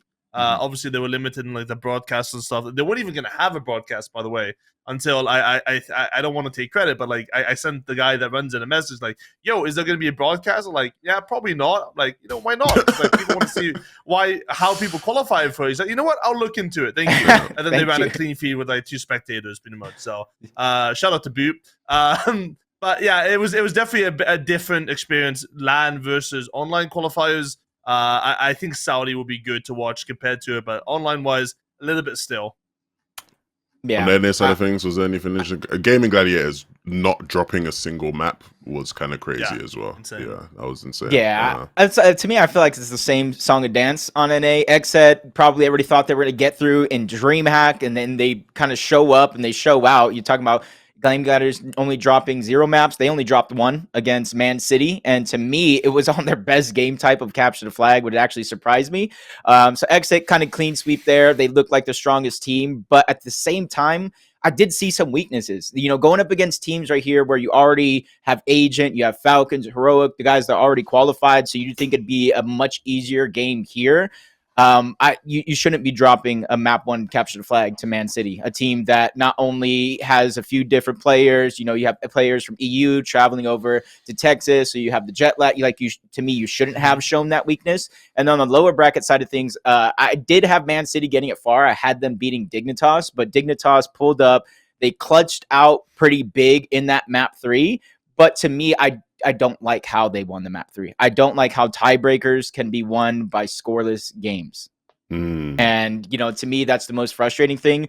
But Xset and Dignitas, looking at all the teams in there, like, I think the only team you can kind of switch out for is Dignitas for Man City, which, I mean, it went down to a game 5. Some people would argue the best DSL player in NA is not going to EWC now, isn't it? Cold was crazy. Cold. So he was dangerous. Rosters aren't locked yet. I believe they lock either tomorrow or the day after tomorrow. So there is potential. You know, the players don't own the spots. You know, as a group, they own the spots. So there is potential for someone to say, you know what, we're taking Cold, we're kicking you out, and then maybe giving you like a percentage, or the org is going to give them a percentage of the winnings, for example. There was one small interesting thing in the NA that I saw was that a map was completely given over towards Man City, because there was an exploit on one of the sites where Acorn climbed up and he was able to shoot over the railing and see another site without anybody knowing, and essentially Man City instantly reported them, and then they lost the whole map because of it, and there was big drama because of that. But I honestly didn't think it was that outrageous to give them a map, because I mean, it's kind of obvious, like going out of bounds or doing things like that. Like obviously that's not going to be allowed. Being able to replay the map, I don't think is the right move, because like, let's say you're losing, right? Fuck it, I'm gonna whip out the exploit and jump out the map. All right, now we gotta restart. You know, like, so you gotta just not do the exploits. Although it is on EWC probably to say explicitly what the exploits are that are not allowed. They probably don't even know what the exploits are. I know in CSGO, there's CS2 now. There's they usually send out like a huge document for every single map of this is allowed, this is not allowed, this is allowed, this is not allowed, for specific like pixel boosts and stuff like that. So if you want it to be taken seriously, you gotta have that rule set out so that, you know, we don't have drama every single tournament. Yeah, unfortunate, but I mean, it still ended up with the same result. It just would have been a little bit worse. It would have been a 3-1. So luckily for Dignitas, it didn't necessarily affect the match. But I like Boop being just an adult about things. You know, you broke the rules. You broke the rules, so it's like, of course it's gonna happen. And at the same time, it's like these guys. I know some of them are kids, but some of them are also adults. You know, they went through school. They know right and wrong, and they should have like common sense and critical thinking to know, like, okay, they never said this spot was banned, but his spot breaks the game. Let me wonder. And even if you don't want to show other teams, then why don't you privately message ESL, be like, look, I found this spot. I don't want to show anybody. Is it usable? Yeah. That's such a Fortnite thing, though. Like, you didn't technically say it's not allowed, you know? Like, I have that thing with Noble all the time. Someone types a bad no-no word. Well, technically, the no-no word isn't in the rules. I can technically say it. It just says don't be toxic, you know? It's honestly, I was hoping for Man City to win just so that we get extra bit of drama. I love drama, but it didn't happen. I wonder how that affects Acorn and Cold, to be honest. Yeah, I mean, I think at the end of the day, it went out perfectly for them. But if that happened and he went through, I mean, they already had the issues before last time they wanted to split. So you know, maybe we get a return. Cold is just sitting back, blaming on his teammates right now. It was probably him saying, "Let's take the map, let's take the map," and then he's like, "Hey, no, dude, I was telling them, let's play it out, let's replay it." No. It's all good. Look, you mentioned Bloomy earlier, Boop. We actually did an interview with Bloomy earlier, so we're gonna cut to that now. You can enjoy us talking to Bloomy about some EWC stuff and him qualifying, because we all love Bloomy qualifying, man. What a guy! What a guy! We got Bloomy in the building. First things first, Congratulations for qualifying Yes, to go. EWC. Let's Thank you, go. thank you. Oldest How you- player, oldest player. Oldest player to play at Mhm. you are like when it comes to these Saudi events, no one hustles more to get to them than you. Like you are like not letting them run an event Mate, without I you. will be there no matter what. He's a tasting of Saudi, basically, Bloomy. You know, like he'll be there. He already has a penthouse waiting for him. He's already ready. He got stocked full of fridge. He's just ready to go over there and just go home. No, I love it. I love it. I love it. How are you feeling though, qualifying, knowing that you're going back? Oh, mate, I'm so happy. Like especially since I went first year, like just the hospitality, the experience of it, and last year I qualified in the Middle East qualifier, like Yeah. out there. So I booked one flight there, one night in a hotel, with the assumption that I was going to qualify, and I did.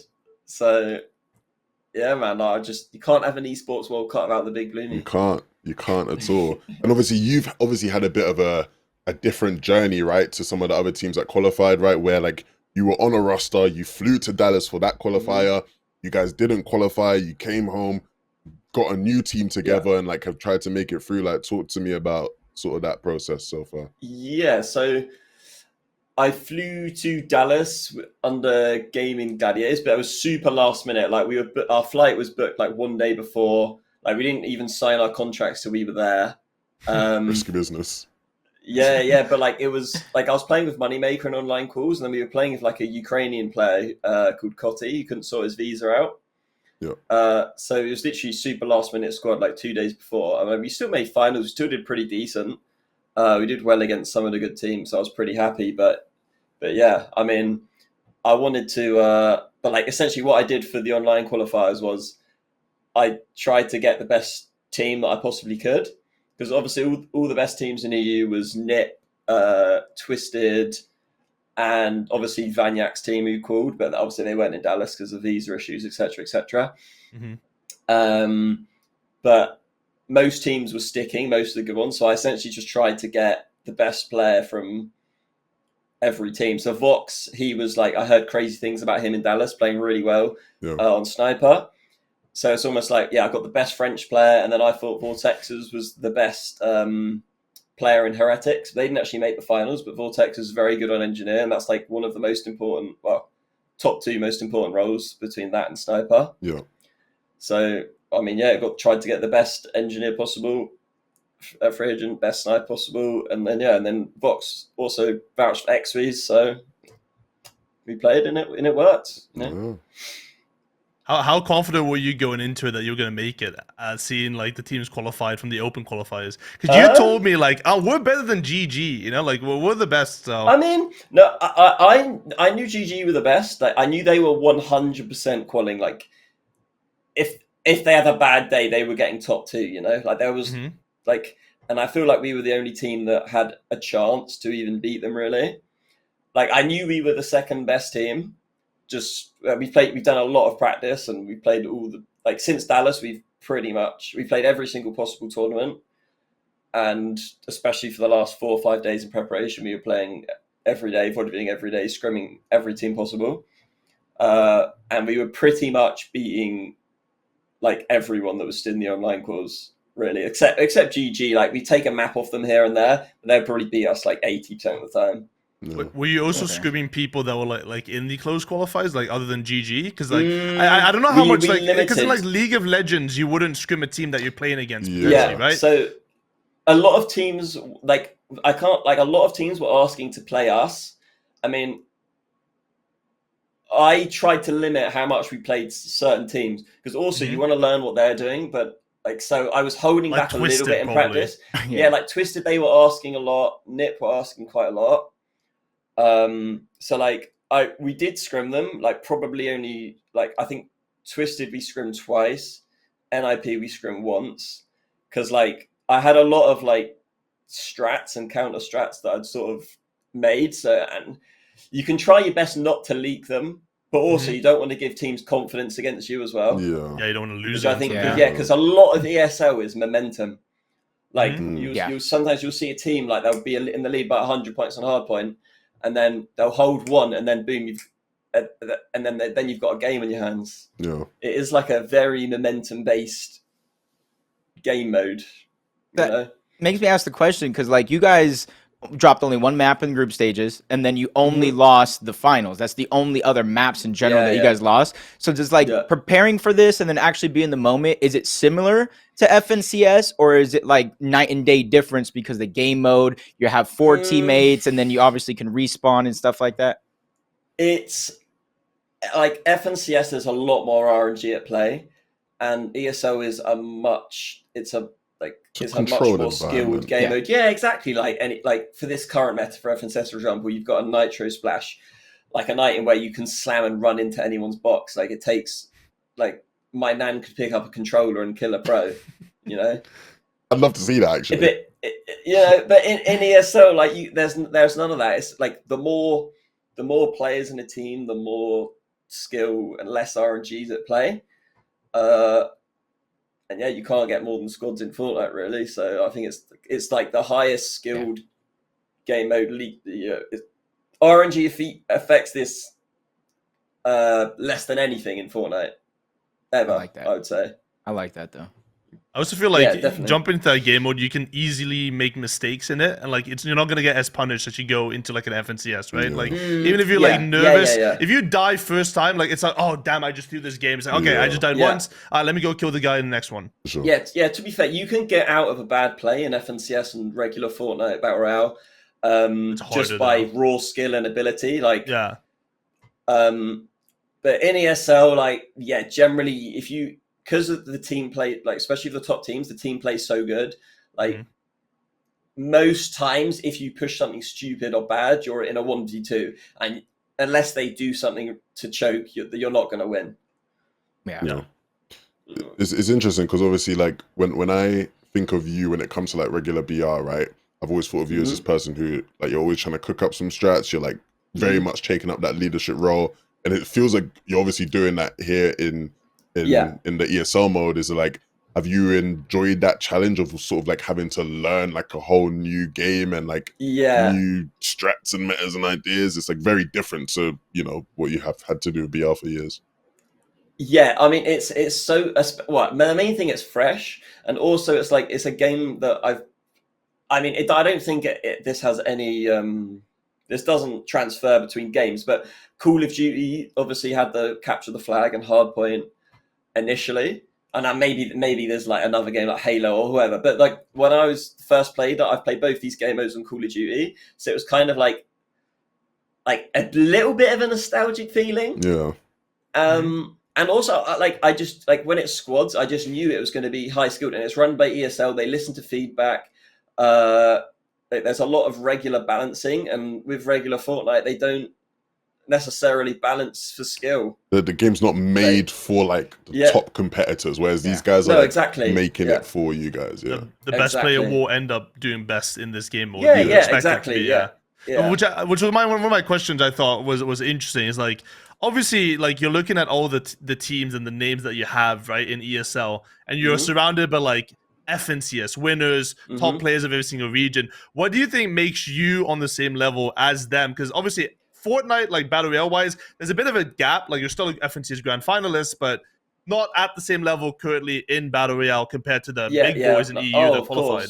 Of course, but like I don't really think like the only skills that are transferable, obviously apart from aim, is like movement. All top players have good movement, but there are people, well, I would include myself, that have got good fundamentals in Fortnite, like good aim, good movement, but like obviously just that don't really grind the Battle Royale. Like Battle Royale, to like be at the top now, like you have to be doing scrims every single day, a duo that's equally passionate, treat it seriously.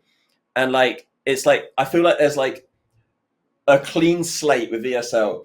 Like if you wanted to get into, if you were say you were a $2,000 earning, like the climb, because like I'd say there's a constant progression between the top players. So like the Venos, the Taysons, the whatever, like the skill gap's always increasing. But like if you're here, you have to like catch up to that. Like you can't just like maintain that same growth that they are, if that makes sense. You sort of and I feel like it's just like a clean slate in ESL. Like there are some transferable things between Battle Royale and ESL, but like there's a lot of things that are much more important, like team play. That some of the top Battle Royale players might not have, you know.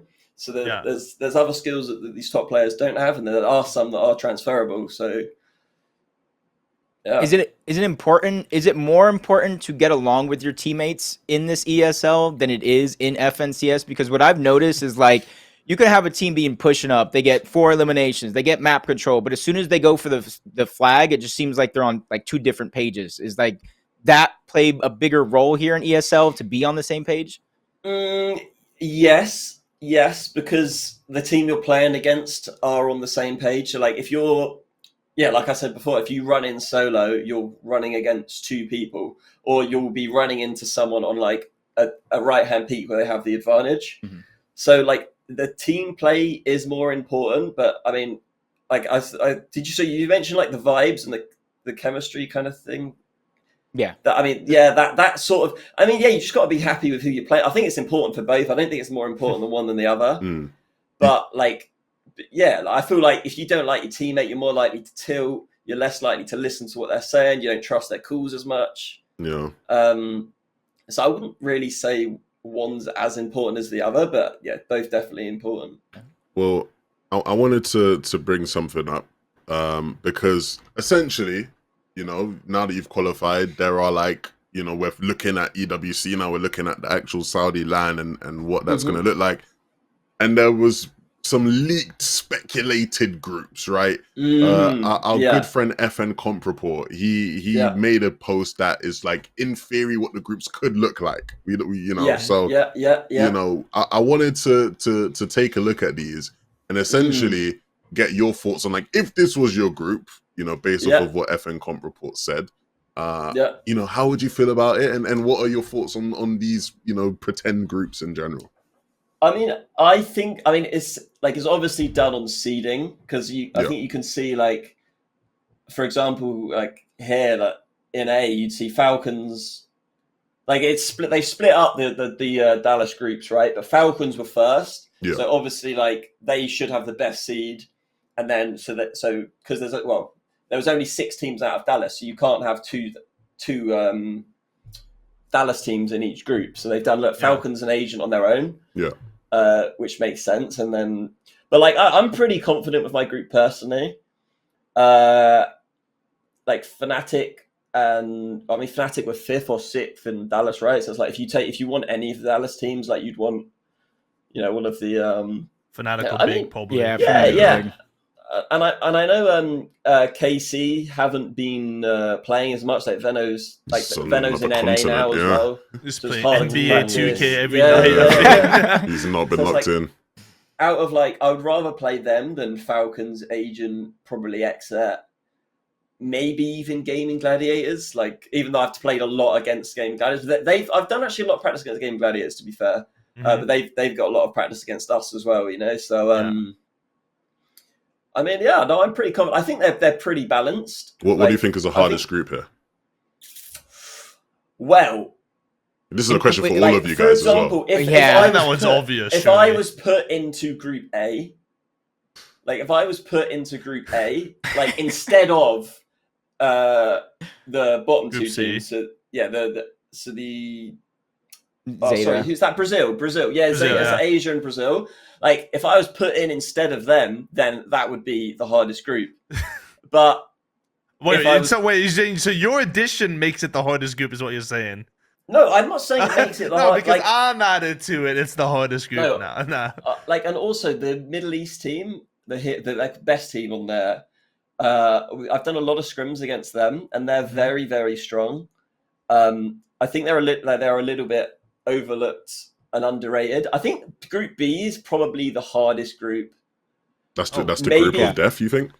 That's surprising. I think so.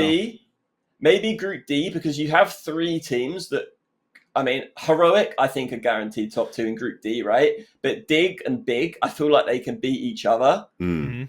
I guess it's sort of the same. It's like A and B, you've got two obvious teams who are going to call in my eyes, and two obvious teams that aren't going to call. C, there's like 3 teams I would say in each group that you're going to float between. I think what you mean is like D is probably the most competitive group in terms of you don't know who's making it through. Oh, yeah. Like realistically in Group A, that's the hardest one because like realistically, Falcon and Exit are by far the best team, I would guess. And by a long shot. Unlikely if any team was put into that group, they would probably beat them. Like even if you put Asian in Group A, they lost to both of them. Maybe not Exit, but like they would also struggle in that.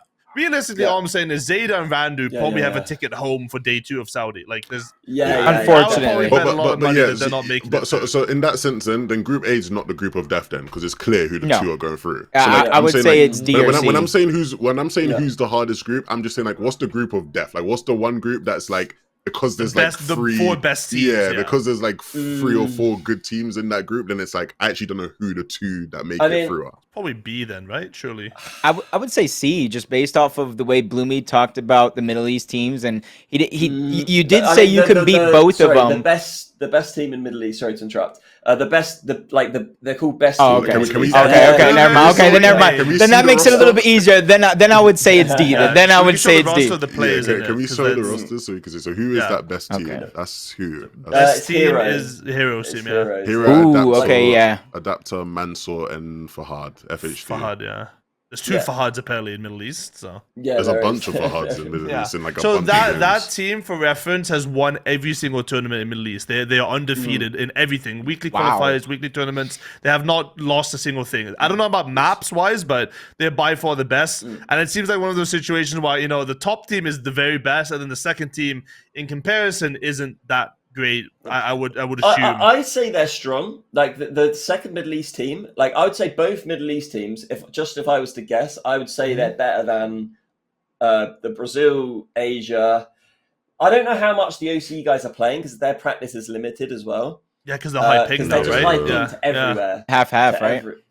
Yeah. Yeah. So, like, if I was to guess, I would probably say that both Middle East, maybe not the second Middle East team. Might not be better than the OCE boys. Maybe it's probably a little bit. I don't really know. I couldn't say for sure. Like a coin flip. Yeah, like I definitely the Hero, that Middle East team are definitely better than all the smaller regions. Okay. Let's make it easy. Let's just pick 2 teams from each group who you think is making it Let's out, go back to the groups. Yeah, let's go back. Who are the 2 from each group? We can go along the list here. I mean, Group A, Falcons Exit. That's obvious. Night and day. Are you sure? Yeah. Okay, no. Zeta Division. No. Group B, Agent Gaming Gladiators. Night and day. Easy. Now your own group. Yeah, now my own group. I think it'll be KC and us. I'm putting ourselves in there. Of course. Yeah, I truly believe that. Like if there's any teams that I think feel like from the Dallas top 6 that we could beat, it would be like Big and Fnatic. Not saying that. I mean, they could also beat us too. Yeah. But like even the Middle East guys, like if they grind, like they are a solid team as well. So like we just don't know because like we've never had people play them. Yeah. Especially, I mean, we know how good Zeta is because they were at LAN. We know how good Power was because they were at LAN. We never had a Brazil team at LAN. We never had a Middle East team at the LAN. So you just don't know how they perform on the LAN. So yeah, but Group D, that is an interesting one because like I saw Kanada saying like, I don't care, I'm calling. He says, we ain't winning, guys. We ain't winning. If I walk out, TK on my left, Pilkey on my right, we ain't doing beep. He said we ain't doing it, but I mean they're pretty solid. They beat Man City. Man City is strong. But TK is the best player of Dignitas, which is kind of surprising to say. You wouldn't expect it. Yeah. Canada's playing pretty strong as well. Yeah. I thought Man City just looked too inconsistently. Like when their good games were good, but then when they were bad, they were actually pretty just not in the game at all. That was also the only roster that got like put together because of the org that they're on. It's just a mismatched group of people. True. Anyways, that's why I was excited when they like did switch it up and like take Seti out, get Marius and whatever. But I don't think Seti had the passion for it. Really. Yeah, I don't think he did. I don't think he's on holiday in Greece right now. With his lady, so he's having a good time. I'm not playing that. Yeah, I don't blame him. Yeah, that's interesting. I did sort of have another thing to touch on. I saw there was like the third map is like out. already, or is it like it's coming Yes, out or something? it is called. I think it's called Keeper or something. Yeah. Have you had a we look actually at got the code? Yeah, I loaded into it yesterday. So essentially, it's the same map as Shrinking Zone, I believe. No, it is. It's same map as Shrinking Zone, and it's like a coin in the middle of the map. Yeah. And you get points for holding the coin. So essentially, it's what you want those to do is you want to things. kill the team and pick up the coin, and then your points go up. Yeah. And So- I don't know. I think it's like 3 rounds. So it's like I don't know what it goes up to. Let's just say it goes up to 200. It might not. So it'd be first team to 200 points, and you get points by holding the crown or. Can you whatever. walk around with the crown? I haven't seen Yes. it yet. Yes. Yeah. Oh, so Yeah, it's like an oddball from Halo. It's probably like I guess it's Okay. like I think actually it's like like that. Bomberman they call it in other game modes. You basically you- like protect the president basically. Yeah. Like the guy's Yeah. the president, and if you eliminate him, you pick it up. I feel like that like sounding like that. It sounds a lot better than what they had before because I think free for all game modes work in this type of game mode. You can't have one life. Yeah. At the same time, Yeah. I can see how that's gonna be super boring because you're just gonna have a dude in the corner and then 3 guys just shooting, and you can't push through like a 3-man squad. You know, it's super hard.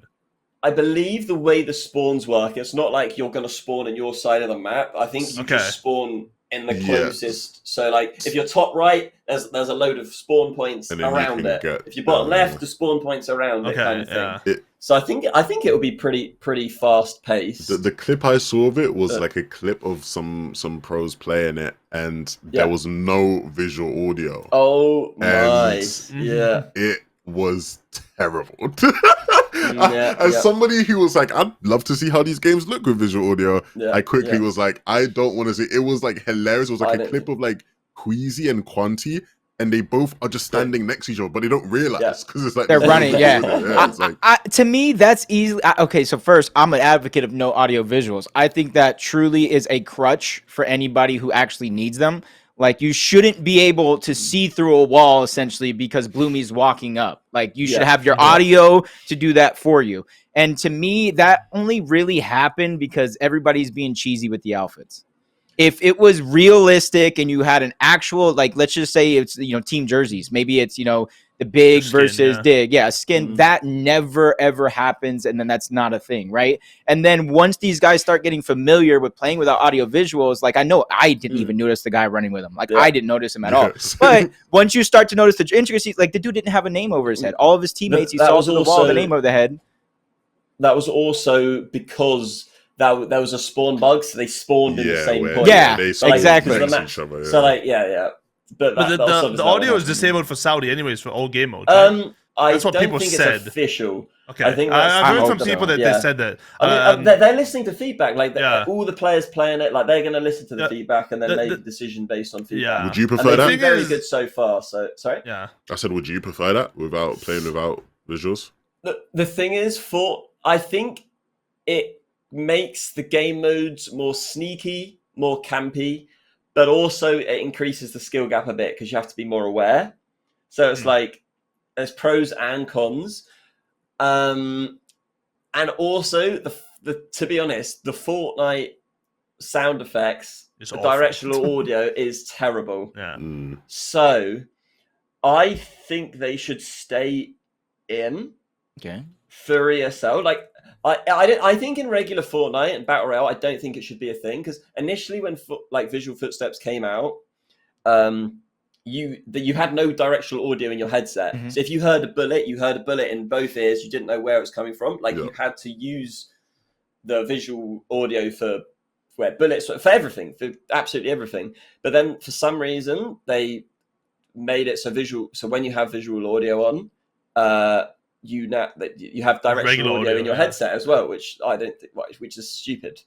The thing for that is I don't know if you have the same opinion, but I don't think like the game modes are strategic enough to warrant audio not having visualized audio, right? Because like if it was CS:GO, I agree because you can do smoke lineups, you can this and that. The utility is worthwhile. Rotations but it's are not like more like you have cool exaggerated. rotations. In this, you don't. I mean, there's a level to strategy to it, but at the end of the day, it's about one dude killing another dude and then finding the right timings. It's all about I'm gonna throw this bubble here. Maybe in like CTF, you throw the bubble at mid window. But other than that, like the visual audio isn't gonna make people more strategic. it's just going to slow down the game mode more, Yeah, which is going to make it more boring. boring to watch. Yeah, Yeah. absolutely. CTF is already horrible to watch, in my opinion. I think most pros think CTF is an awful game mode. Anyways, having the audio on that just means that people are just going to sit in the corner the whole time. And we already have that. We have stalemates for like 3 minutes at the start of the game when no one wants to make them first move, because usually the first capture is in the first like 30 seconds of the map, right? Yeah. People get caught out of position, they die too far ahead, and then you get the flag cap. Unless if you're playing against GG, so you get that. Are they serial campers? But, yeah, I mean, that's how I think the game is going to be RCTFs played. don't look like that. I mean, yeah, I mean, You get on LAN for money, for money on LAN, I think as soon as a team, like let's say in the first 60 seconds, if they don't get capped on, I think they are going to drastically slow the game down, because at that point it's 0-0. There's no reason to push up without information. See, online in these qualifiers, everybody's still kind of learning, and they're testing things out, and they're not afraid to necessarily go down. But for $400,000, you best believe people are going to be scared to go down. 700,000, no? Yeah, I mean, well, I meant like first place. Oh, okay, yeah, that's what I mean, yeah. All the top teams have sort of got past the getting lurked on now. So people like sneaking up tunnel or down mud on catch of the flag. Like everyone's sort of like locks down a position. But yeah, I mean, like what I say to my teammates is like, once we're like in the lead, we don't go for any lurk or sneak plays, because you're just leaving your teammate in a 3v4. You know, and that sort of opens up, and everyone sort of has their own position that they actually need to hold. But yeah. So no visualized audio then. Nah, yeah. Keep it. Keep it. Yes. I think so. Just the viewership of it, and I just think it needs to be fast paced. Yeah, exactly. I think it just makes it a bit more unhealthy. Well, I think we're gonna wrap up there. Appreciate you very much for joining us, Bloomy. We wish you good luck at EWC. We hope to see you there. Where can the people find you? What you're going to be up to over the next couple of weeks? Well, the next couple of weeks, just carrying on, streaming, practicing for I haven't really got much going on. Like Saudi's my focus for the next month. Yeah, but catch me on Bloomy FN on Twitter or Bloomy on Twitch. I'm live most days. Thank you very much. I do appreciate you guys having me on. Hey, it was fun. I've enjoyed the chat. My pleasure. Ciao. Bloomy, what a legend. What a lovely guy. I love that guy, man. What a nice guy. Well, we're going to wrap up the podcast there. Say your goodbyes, guy. I'm tired of shit. Say your goodbyes. Just say your goodbyes, bro. Bring back tournaments. That's what we're missing. It's been too long. We're all going insane. Like, we I don't care if it's third-party tournaments, soda cash cups. At this point, just bring back anything. Well, it's a good day for you, mate. You won a tournament today. Winner of the top 5 game. True. Yeah. I am the only winner of a tournament in Fortnite in the past probably 3 weeks. So the only thing that the UK will win this week as well. Yikes. Yeah. Well, luckily it's England, not the UK playing. Yeah, exactly. Got my ass. Got him. No reply. But to me, I'll just say play ranked. Please, everybody, play ranked. Even if you're not playing, just turn it on, load up the game, go use the restroom, do what you got to do. Help the statistic. Let's raise these numbers for rank. Even if it's a test or not a test, just get out there, load it up, get your squad. There is no more cars. There's just a lot of different fixes, and it's more closer to competitive. So just get out there, load up, get in the game, and just enjoy it like old times. Sit in a bush. Look me into the eyes, guys. Play ranked. Trust me. We can't say anything, but you want to play ranked. Read between the lines. Play ranked. Read between the lines, man. Come on. There you go, guys. Read between the lines. Go on. Yeah. Well, thank you for... Anyways, I won't be playing ranked. But no, you will not. I will not be playing ranked. But like you guys should. We're playing ranked after this, Harry. What the hell are you talking about? Like, we're literally playing ranked after this. Yeah, sure. He didn't see your message, man. No. It's over, bro. He's it's still over. sleeping, isn't There's 11 guy messaging me. He blocked me at 5 a.m. on his sleep schedule. Go, yo, do you want to play ranked? Just like, he's just... What are these false accusations, bro? I'm on a normal sleep schedule, and there's 11 guys up till like 5 a.m. It's just my fault, actually. All right, I'm enough of this slander, bro. Thank you guys for listening very much. We appreciate you. Be sure to check out everyone's socials in the comment section below, or in the description below, sorry. And yeah, we will see you next week for some semi-final predictions. So actual like Fortnite talk about players and shit should be fun. Finally. Something like that. Yeah. Subscribe. Make sure Fine. to subscribe and like the video. There you go. Subscribe or this is my last episode. Oh, I'm damn. tired of this shit. Oh, please sub, guys. Bye. Yeah. Help me get now tall. they're not gonna subscribe. Ciao.